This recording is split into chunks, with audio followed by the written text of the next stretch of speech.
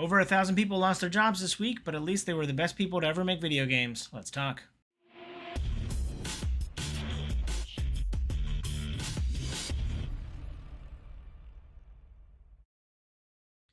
What up, viewers? What up? What up? Calc Soups here, and today is Friday, March 27th, and that means it's time for a quick recap of the week in video game news. Unfortunately, not starting with the Epic layoffs. I'll get to that in a little second, but the big thing besides that happened this week was Xbox had a partnership showcase this week. Since they don't have a lot of first-party games coming out, they are highlighting all the third-party games that are coming out. The ones that caught my eye are here. There's a new Bluey game, which is fun. I'm looking forward. I always enjoy playing some Bluey games with my small children, so this new one about taking pictures, kind of Pokemon Snappy, only set in the Bluey universe, seems fun and interesting to me. The next Owlcat game was interesting. Owlcat, known for making kind of the Baldur's Gate-esque CRPGs of like Kingmaker and Rogue Trader fame.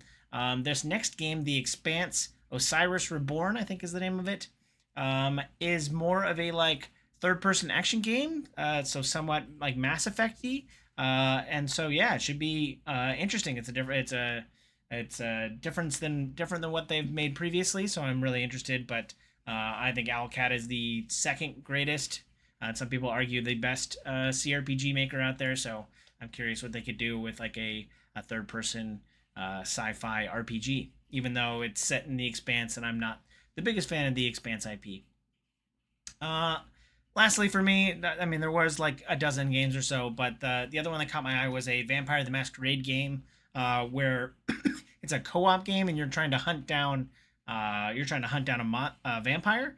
And you're just like four vampire hunters trying to hunt down this like evil vampire.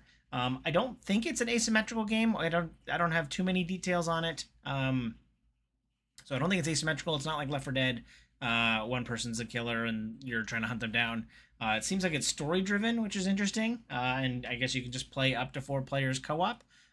So yeah, it should be interesting running around in the vampire world. That's an IP I do like a lot. So and the last game that they made in the vampire universe didn't leave a good taste in my mouth. So I could be interested and probably convince a couple friends to play a co-op vampire hunting game. Ever since the EA and FIFA breakup, we've been wondering what the official FIFA license is going to look like, and we got our first look at like gameplay, what the game's going to look like. It's a new FIFA mobile game, which is not my cup of tea, but it is probably going to make all of the money. And yeah, they're going a little bit arcadey with it. It looks like a little bit like Blitz. Does anybody remember Blitz? Looks like Blitz, except for, it's going to be on your phone. And the interesting part was it's going to have the official characters, I believe, or official players within soccer. But you can also play as like guest characters like Thor. So there's going to be like power-ups, and you're going to be able to use like weird abilities to like control the field. It's gonna make it pretty interesting to like have people who probably want just the players themselves, and then also you're also gonna have like guest characters, I guess. So I don't know what they're gonna do with Thor, or if we're gonna Fortnite this and just have every IP and new movie coming out to it. I bet that's what they want to do. Also, annualized revenue should be pretty interesting because unlike the previous FIFA model, I don't think this mobile game is going to be re-released every year with new updated characters. So it'll be pretty interesting to see what they're going to do there. But yeah.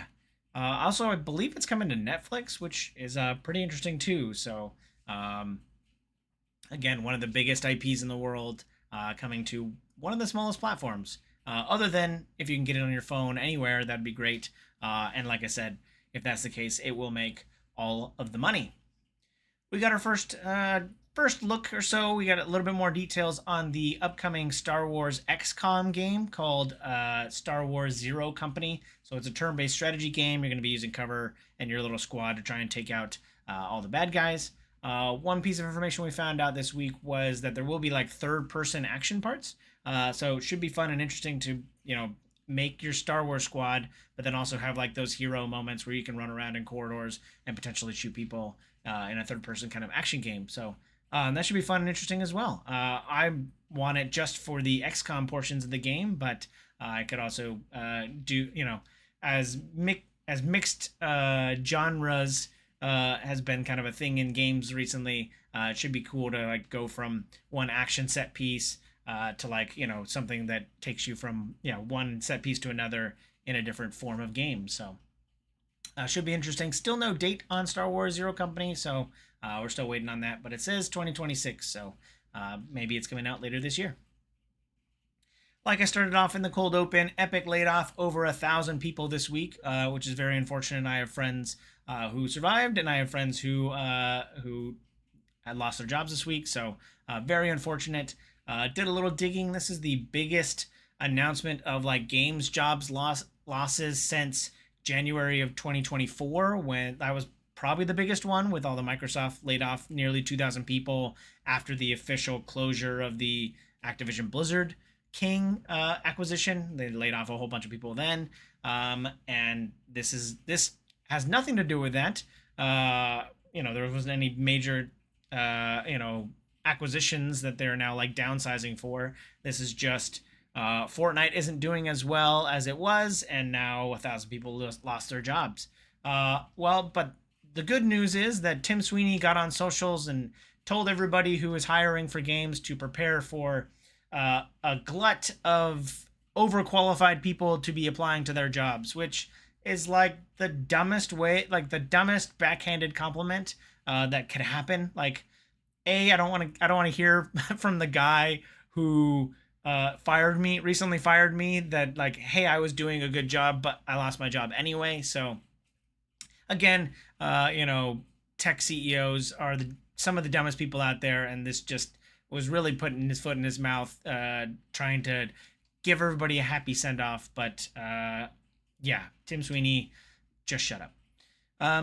Moving right along, Nintendo is officially killing price parity. They were already kind of in the background, messing with the pricing for digital games versus physical games. I think some of the previous first-party Nintendo games have come out at different prices for the digital game versus the physical.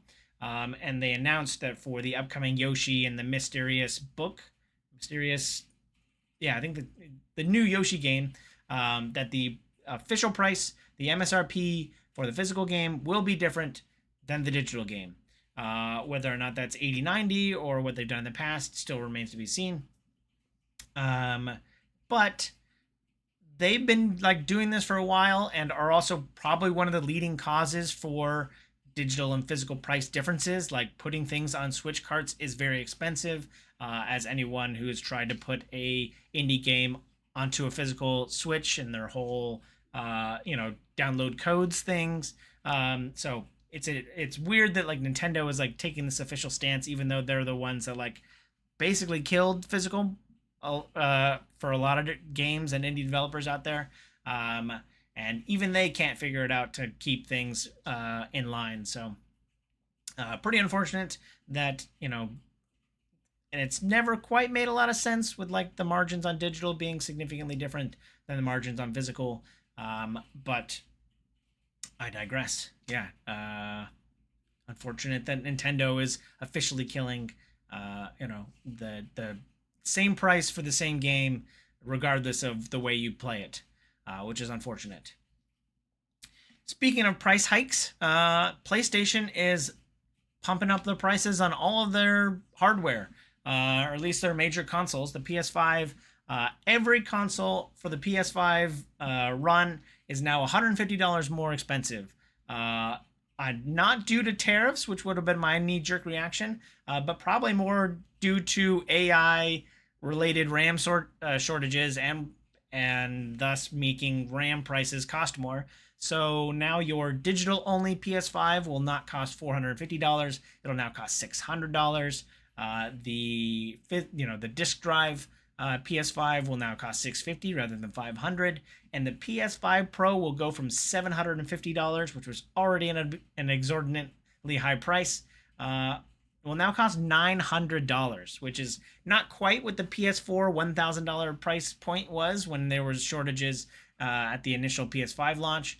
If you remember that, your back hurts. But still, $900 for an official gaming console is ridiculous. It's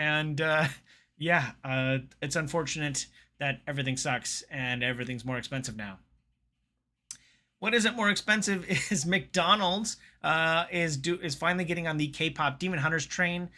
They have two competing Happy Meals. You can get the Soja Boy breakfast Happy Meal or you can get the Huntrix regular like lunch and dinner Happy Meal. So you have to pick your side, and the soul of all of us depends on which side you pick. They even have a cute little commercial, which I'll link down below, that talks about, hash browns versus, a regular old Happy Meal. So, interesting to see Mickey D's finally getting on the K-pop Demon Hunters train. Take a trip down memory lane with the launch of World of Warcraft's new music video. I think this is as part of the celebration for Midnight launching. They released a really cool music video that's got like a really cool art style. I think it's made by a French team, French art studio, and it's got Aurora singing vocals, which I always like when some of these games put out like music videos for their stuff. And it kind of takes us through a lot of like the previous expansions of World of Warcraft. So you'll recognize like Illidan and the Burning Crusade. You'll recognize the Lich King. So it just kind of takes us through all of World, a little stroll down nostalgia lane in World of Warcraft with a music video and some music that slaps. So I've already listened to it half a dozen times or so, and I can't wait to buy it. The song's on iTunes, so you can purchase it for a whole $1.30 if you're so inclined like I am. Speaking of the differences between physical and digital, one of my most anticipated games that's coming out soon, Mouse PI for Hire, will have a different digital release date than its physical. Physical also takes longer to put on discs, maybe because there's a whole system of logistics behind it. Again, I digress. So Mouse PI for Hire will be coming to digital April 15th. But the physical version that comes with a vinyl and a bunch of trading cards, a really cool collector's edition version, won't be coming until July 10th. So I think the vinyl is going to be stellar. It's already got that kind of like big band, 40s kind of jazzy sound that I like. So very much up my ballpark, or in my ballpark. Regardless, something I would be interested in. I just have to determine whether or not I want to wait 3 months, or if I'm going to buy it twice. Remains to be seen. Last but not least, a leak turned official spoiled a cameo coming to the Mario Galaxy movie in just a couple weeks. It was originally leaked on social media somewhere in Europe, I think, and then Nintendo made an official announcement. I'm not going to spoil it here, but I will link it down below for you to check it out. The Mario Galaxy is getting a little bit bigger and a little bit outside of Mario's Galaxy. So, it officially announced. There was also kind of a TikTok that was like running through characters that were going to be in the Mario Galaxy movie that I think released last week, which again expanded outside of the Mario, the Mario sphere, which are a couple, tongue-in-cheek hints at what to expect, but I'm not gonna leak it here. But if you want to see a cool character outside of Mario's IP that's gonna be in the movie, I'll have a link down below for you to check that out. That's it for this week. Let me know if you feel I forgot anything down below in the comments. But as always, thanks for watching. I hope you enjoy this content. If you do, please follow, like, and subscribe to me on YouTube and Twitch so you can see more great content like this. I'll have links down below in the description. Thanks again. I hope you have a super day. I hope you have a super weekend. And I hope you have a super day. Bye.